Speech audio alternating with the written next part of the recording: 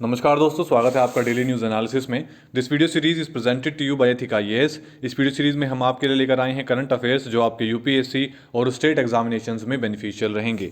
आज है 20 नवंबर 2022 और आज हम करने वाले हैं दो न्यूज़ का एनालिसिस। सबसे पहले हम पढ़ेंगे वोस्टर अकाउंट के बारे में। ये आपके जीएस के थर्ड पेपर से संबंधित है, इकोनॉमी का पार्ट है, प्रीलिम्स एग्जाम के लिए इंपॉर्टेंट है। दूसरा हम पढ़ेंगे पतन पटोला के बारे में। ये आपके जीएस के फर्स्ट पेपर से संबंधित है, कल्चर का पार्ट है, प्रीलिम्स एग्जाम के लिए इंपॉर्टेंट है। वीडियो में आगे बढ़ने से पहले मैं आपसे रिक्वेस्ट करूंगा कि आप इस चैनल को सब्सक्राइब कीजिए और बेल आइकन जरूर दबाइए ताकि आपको नोटिफिकेशन मिल सके और आप समय रहते इस रिच कंटेंट को ग्रैस्प कर सके ताकि आपकी जो तैयारी है वो और भी बेहतर हो सके। अब आइए बात करते हैं अपनी पहली न्यूज़ के बारे में। तो आज हम पढ़ने वाले हैं वोस्टर अकाउंट के बारे में। वोस्टर अकाउंट क्या होता है और हमने इसकी फैसिलिटी क्यों शुरू की है भारत और रशिया के ट्रेड से संभावित उस ट्रेड को बढ़ाने के लिए। देखिए, भारत ने इस समय 9 बैंकों को अप्रूवल दिया है कि वो वोस्टर अकाउंट खोल सकते हैं ताकि रशिया के साथ जो हम रुपये के अंदर ट्रेड करने वाले हैं उसकी फैसिलिटी जो है वो बेहतर तरीके से हो सके। वोस्टर अकाउंट ऐसे अकाउंट होते हैं जो एक अकाउंट दूसरे अकाउंट के बिहाफ पर किसी फॉरेन कंट्री में या कोई भी फॉरेन बैंक किसी देश में एक अकाउंट रखता है जो कि उस कोरस्पोंडेंट का रहता है जो ट्रेड करता है उस कंट्री के साथ। इसके बारे में हम बहुत डीप में संक्षिप्त में जानेंगे। ये जान लेना जरूरी है कि इस समय न्यूज़ क्या हुई है। देखिए, जुलाई 2022 में रिजर्व बैंक ऑफ इंडिया ने इंट्रोड्यूस किया था एक नया तंत्र जिसके अंदर हम इंटरनेशनल ट्रेड सेटलमेंट्स जो हैं वो रुपये में करने वाले हैं। ये इसलिए किया गया था ताकि हम अपने देश के जो एक्सपोर्ट हैं उसको प्रमोट कर सकें और इम्पोर्ट की जो फैसिलिटी है उसको बेहतर कर सकें। अब ऐसे में जो इंटरनेशनल ट्रेड सेटलमेंट है ये रुपये में हम क्यों करने वाले हैं और ये ऐसा क्या है, इससे क्या फ़र्क पड़ेगा। देखिए, जब कंट्रीज़ इंपोर्ट करती हैं या एक्सपोर्ट करती हैं कोई भी सामान हो या उनकी जो सर्विसेज हो, तब वो जो सेटलमेंट है उसे फॉरेन करेंसी में उनकी जो पेमेंट है वो फॉरेन करेंसी में लेते हैं। अब क्योंकि यूएस डॉलर सबसे ज़्यादा एक ऐसी करेंसी है जो सबसे ज़्यादा एक्सेप्टेबल है सभी देशों में, तो इसलिए जो ज़्यादातर ट्रेड है वो सब यूएस डॉलर में होता है और ये वर्ल्ड की रिजर्व करेंसी भी है जो कि सबसे ज़्यादा ट्रेडेबल है। अब एग्जाम्पल के तौर पे अगर हम देखें कि अगर मान लीजिए कोई इंडियन बायर है जो इस ट्रांजैक्शन के अंदर आता है और वो जर्मनी के किसी भी सेलर से कोई सामान खरीदता है, कोई सामान इंपोर्ट करता है, तो जो इंडियन बायर है सबसे पहले तो वो पैसे को यूएस डॉलर में कन्वर्ट करेगा। उसके बाद वो ये यूएस डॉलर की पेमेंट उस जर्मनी के अपने सेलर को देगा। फिर वो जो जर्मनी का सेलर है वो इसे डॉलर को यूरो में कन्वर्ट करेगा, तब वो इसे यूज़ कर सकता है। तो यहाँ पर दोनों पार्टियाँ जो इन्वॉल्व हैं उन्हें कन्वर्जर एक्सपेंसेस, एक करेंसी को जब हम डॉलर से रुपये में कन्वर्ट करते हैं तो हमें कुछ चार्जेस पे करने पड़ते हैं। तो ऐसे में इस ट्रेड में जब आप डॉलर से रुपये में चेंज करते हैं या डॉलर से यूरो में चेंज करते हैं तो जो एक अमाउंट पे करना रहता है, तो सबसे पहले वो जो हमारी अमाउंट है वो बचेगी, जो कन्वर्जर एक्सपेंसेस हैं वो नहीं होंगे। इसी के साथ साथ जो फॉरेन एक्सचेंज रेट का फ्लक्चुएशंस है वो जो बराबर मार्केट की वजह से बने रहते हैं वो रिस्क भी हमारा ख़त्म हो जाएगा।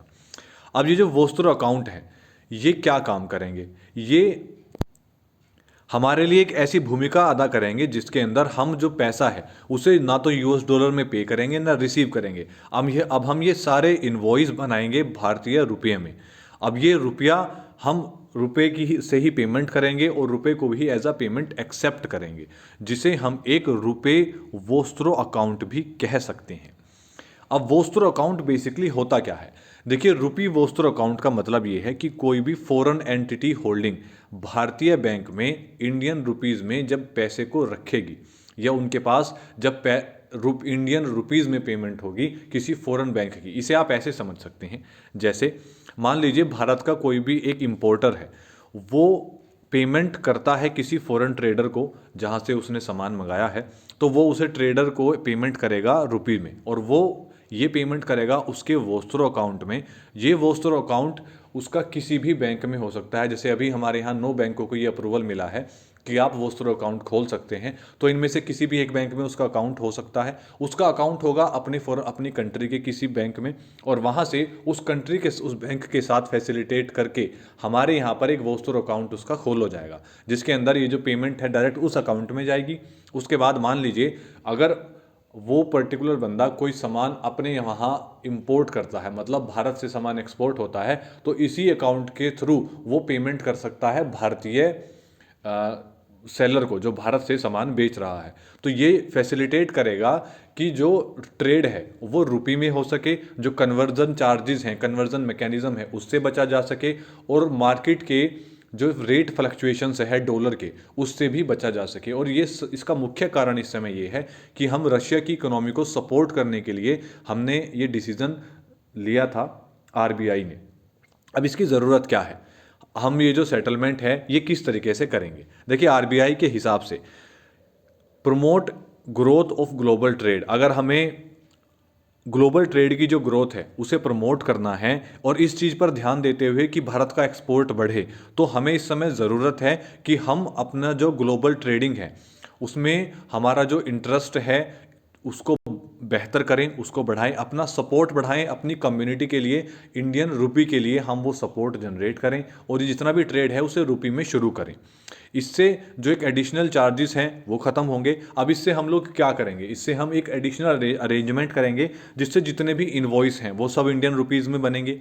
जो पेमेंट है, जितने भी सेटलमेंट होंगे, एक्सपोर्ट हो या फिर इंपोर्ट हो, वो सभी इंडियन रुपीज़ में होंगे। तो इसकी एक एडिशनल अरेंजमेंट इसका भी किया जा रहा है। जितने भी एक्सपोर्ट और इंपोर्ट होंगे इस अरेंजमेंट के अंदर, वो सभी डिनोमिनेटेड होंगे भारतीय रुपये से, उन सबको इन्वॉइस किया जाएगा रुपीज़ में। जो एक्सचेंज रेट होगा कंट्रीज़ के बीच में, वो ये दोनों ट्रेडिंग पार्टनर कंट्रीज़ जो हैं वो मिलकर मार्केट के हिसाब से अपना बनाएंगी, डिटरमाइन करेंगी। जो इंडियन इंपोर्टर्स हैं जो बाहर से सामान मंगा रहे हैं इस मैकेनिज्म के थ्रू, वो पेमेंट करेंगे डायरेक्ट इस स्पेशल वोस्टरो अकाउंट के अंदर। उसके बाद जो कोरस्पोंडेंट बैंक है उस पार्टनर कंट्री का, वो इस इनवॉइस के अगेंस्ट में सप्लाई करेगा, पेमेंट करेगा उस ओवरसीज सेलर को या सप्लायर को जो भी सर्विसेज या फिर सामान दिया गया है उसके अगेंस्ट में, उसके लिए कहा जा सकता है।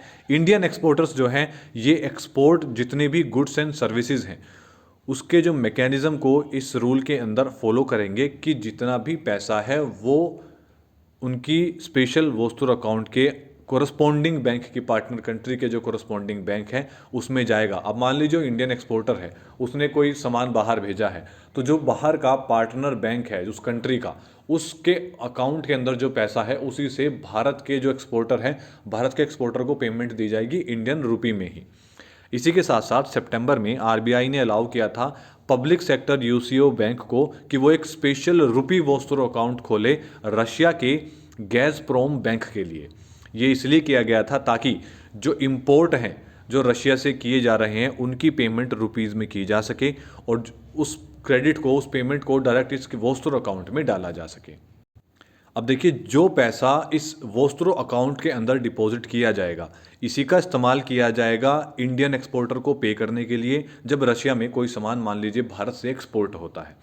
यूसीओ बैंक के अलावा दो रशियन बैंक और भी हैं जिन्होंने अपना वोस्टुर अकाउंट खोला है दिल्ली के अंदर। एक है एस बर बैंक और दूसरा है वीटीबी बैंक। इन्होंने अपनी रेस्पेक्टिव ब्रांचेज में दिल्ली में दो स्पेशल वोस्टुर अकाउंट्स खोले हैं। जो ये पेमेंट है ये इसका ये फ़ायदा होगा इन दोनों कंट्रीज़ के अंदर, अगर ये रुपये में होगा, जैसे ही ये ट्रेड रुपये में शुरू होगा, एक तो जो भारत का फॉरेक्स रिजर्व है वो कम नहीं होगा, दूसरा जो भारत की डॉलर के ऊपर डिपेंडेंस है वो भी कम होगी और हम अपनी इकोनॉमी को भी इससे बेहतर कर सकते हैं।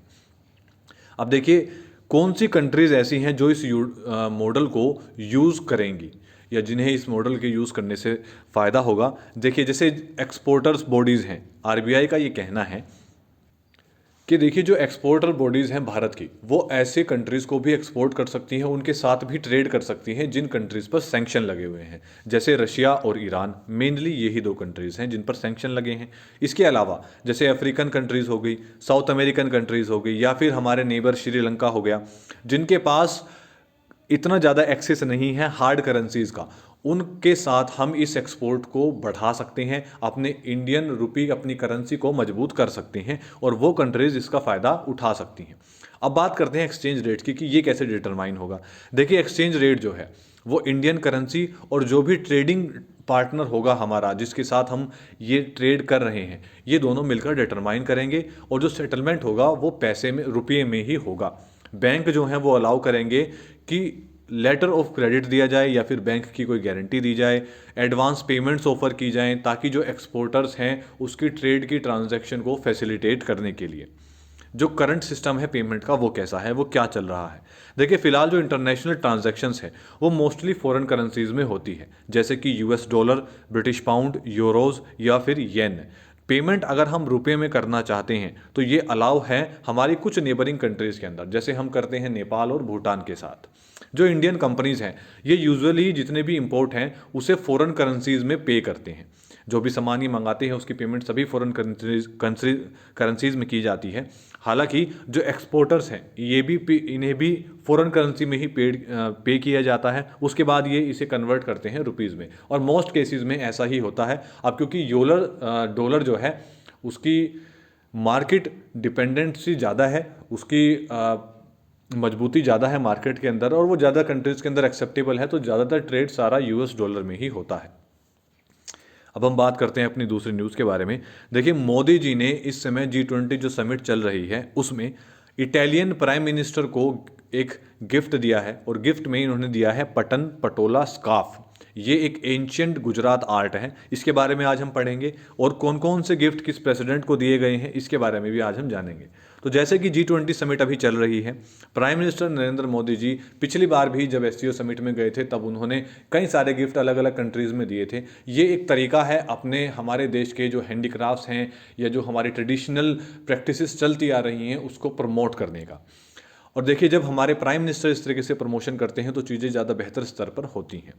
अब इस समय इस बार हमारे प्राइम मिनिस्टर जी ने किन किन चीज़ों को गिफ्ट दिया है, और देखिए अक्सर प्रीलिम्स के एग्जाम में ये क्वेश्चन पूछा जा सकता है कि G20 समिट में गए हमारे प्राइम मिनिस्टर ने इटालियन प्राइम मिनिस्टर को क्या गिफ्ट दिया है, और वो कौन सी आर्ट फॉर्म से संबंधित है, या वो किस राज्य में बनाया जाता है, किस राज्य से उसका संबंध है। तो जैसे अगर हम बात करें तो इस समय ये जो पटन पटोला स्कार्फ दिया गया है ये गुजरात से संबंधित है। इस बार हमारे प्राइम मिनिस्टर ने जो गिफ्ट दिए हैं वो मुख्यतः गुजरात और हिमाचल प्रदेश के बने हुए हैं। देखिए इस बार यूनाइटेड स्टेट्स के प्रेसिडेंट को जो प्रेजेंट दिया गया है वो है कांगड़ा मिनिएचर पेंटिंग।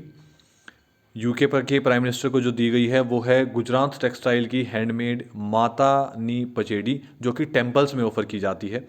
उसके बाद छोटे उदयपुर में बनी हुई एक ट्राइबल फोक आर्ट जिसका नाम है पिथोड़ा, ये दी गई है ऑस्ट्रेलियन लीडर को। अगाते बॉल्स जो कि कच्छ में बनी है ये दी गई है लीडर्स ऑफ फ्रांस, जर्मनी और सिंगापुर को। इसी के साथ साथ जो हमारे Italian counter part Italian prime minister को दिए गए हैं वो है पटन पटोला स्कार्फ। अब देखिए ये पटन पटोला जो है ये बेसिकली क्या है, ये एक एंशियंट आर्ट है जिसके अंदर डबल इकेट रहते हैं, या जिसे हम पटोला कहते हैं, वोवन जो प्योर सिल्क में बनते हैं, जिन्हें अगर हम पुराने समय से कंपेयर करें तो ये 11वीं सेंचुरी तक पाए जाते थे, उस समय तक इनकी पहचान है। पटोला फैब्रिक जो है ये एक इक्वल इंटेंसिटी रखता है कलर्स की, डिज़ाइन की, दोनों तरफ, ये दोनों तरफ से पूरी तरीके से सजा रहता है। आप इसे ऐसे मान सकते हैं एक कपड़ा जो डबल कोटेड है वो दोनों तरफ से उसमें सजावट है और उसमें डिज़ाइन बने हुए हैं, अलग अलग कलर्स हैं और बहुत इंटेंस कलर्स हैं डिज़ाइन के साथ। ये जो पेकुलियर क्वालिटी है इसकी, ये इतनी शार्प है कि इसकी जो ओरिजिन्स है वो बहुत क्लियरली साफ दिखते हैं। ये टेक्निक बहुत डिफ़िकल्ट है क्योंकि इसे टाई करना, एक साथ बांधना और डाई करना अलग अलग कलर्स में, वो अपने आप में ही एक बहुत बड़ी कलाकारी है। इसे कहा जाता है बंधनी। ये एक इस स्कार्फ को बुनने से पहले जो कलर्स हैं, इसके जितने भी वूवन्स हैं, जो वूल्स हैं, उन सब पर अलग से पहले कलर किया जाता है, उन सभी को तैयार किया जाता है, वेफ्ट किया जाता है, उसके बाद उन्हें वीव किया जाता है, एक जगह इकट्ठा करके मिलाया जाता है। इसका जो एक मेजर प्रैक्टिशनर है जो कि इस आर्ट फॉर्म को इस समय करते हैं वो है सल्वी फैमिली, जो नॉर्थ गुजरात में रहती है। सल्वीज कौन है? देखिए ये लास्ट सर्वाइविंग फैमिली है जो पटोला वीविंग करती है पटान में। ये पटान एक जगह है गुजरात के अंदर, वहाँ पर का ये पटोला वीविंग जो है वो बहुत ज़्यादा फेमस है, इसी के लिए इसका नाम है पटन पटोला। देखिए, ऐसा माना जाता है कि किंग कुमार पाल जो सोलंकी डायनेस्टी के थे, उन्होंने 700 परिवारों को इनवाइट किया था जो पटोला वीवर्स थे। ये लोग पहले महाराष्ट्र के जलना में रहते थे। उसके बाद इन्हें इनवाइट किया गया कि आप पतन में सेटल हो जाइए, पतन जो नॉर्थ गुजरात में है, और उन्हीं में से थे साल्वीज, ये फैमिली जो इस समय इस प्रैक्टिस को फॉलो करती है और ये बनाते हैं पटोला। पटोला जो है ये प्रिमिटिव हैंड ऑपरेटेड हार्नेस है, इसे हाथों से बनाया जाता है, जो कि रोजवुड और बम्बू स्टिक से मिलकर बनता है। जो आपकी बांस की लकड़ियां हैं, जो आपके बांस के जो बांस हैं वो, और रोजवुड जो है, गुलाब की जो लकड़ियां हैं उनसे मिलाकर बनाया जाता है। इसकी स्लैंट हाइट रहती है। ये कुछ इस प्रकार से रहता है। हालांकि जो कॉमन पटोला है, जैसे कि राजकोट पटोला है, वो एक फ्लैट लूम पर बनता है जो इस प्रकार रहती है। लेकिन ये जो आपके पतन पटोला हैं, ये कुछ स्पेशल हैं और इन्हें बम्बू स्टिक्स पर इस तरीके से बनाया जाता है कि ये इस तरीके से खड़े रहते हैं और इन्हें हैंड वूमन रहती है, इससे हाथों से बुनकर इस स्थिति में बनाया जाता है। अब जो वीविंग प्रोसेस है इसके बारे में जानते हैं। इस प्रोसेस के अंदर वार्प और वेफ्ट सिल्क थ्रेड्स रहते हैं जो कि कॉटन के धागों से बनाए जाते हैं। उन्हें मार्क किया जाता है जिस प्रकार का भी डिज़ाइन हम उस समय बनाना चाहते हैं। वॉर्प और वेफ्ट सिल्क थ्रेड्स जो रहती हैं, ये कॉटन के धागों से बांधकर इन्हें इस तरीके से बांधा जाता है कि ये कलर्स के साथ एक्सपोज ना हो, ताकि इन्हें डाई किया जा सके, उसके बाद इन्हें बांधा जा सके, फिर इन्हें दोबारा से अनटाई किया जा सके, रीडाई की जा सके इसकी, और फिर दोबारा से डाई किया जा सके डिफरेंट शेड्स में। यही कारण है कि इसके अंदर इसके डिफरेंट शेड्स निकलते हैं अलग अलग एक लेवल पर। इसी के कारण है इस मिक्स शेड्स की वजह से ये बिल्कुल डिज़ाइन जो है जो स्टैंड आउट होता है, बिल्कुल अलग दिखता है, क्योंकि ये शेड्स ओवरलैप करते हैं इनके डेवलपमेंट पर। ट्रेडिशनली जो प्योर सिल्क है और नेचुरल और केमिकल डाइज हैं, ये यूज़ की जाती थी, लेकिन पिछले कुछ सेंचुरी से कुछ बदलाव आए हैं और ये सब चीज़ें बदल दी गई हैं फास्ट टू ब्लीच प्रोडक्ट्स के साथ और easy to dye chemical colours के साथ। जो इसका प्रोडक्ट डिज़ाइन है वो बेसिकली ऐसे डिज़ाइंस पर, ट्रेडिशनल डिज़ाइंस पर से संबंधित है, जैसे हो गया भाट, जिसके अंदर इंक्लूडेड है नारी कुंज, पान, फुलवाड़ी, रसभाट, flowers, animal birds, human figures, ये सब बनाई जाती हैं इन स्कार्फ्स के ऊपर, उकेरी जाती हैं इन डिज़ाइंस के थ्रू। तो ये आपके एग्जाम पॉइंट ऑफ व्यू से इंपॉर्टेंट है, इससे संबंधित क्वेश्चन आपसे प्री में पूछा जा सकता है। आज के लिए सिर्फ इतना ही। वीडियो आपको कैसे लगी इसके बारे में कमेंट डाउन जरूर कीजिएगा। अगर आपके कोई डाउट है या आप कुछ पूछना चाहते हैं तो वो भी आप हमें कमेंट करके बता सकते हैं। धन्यवाद।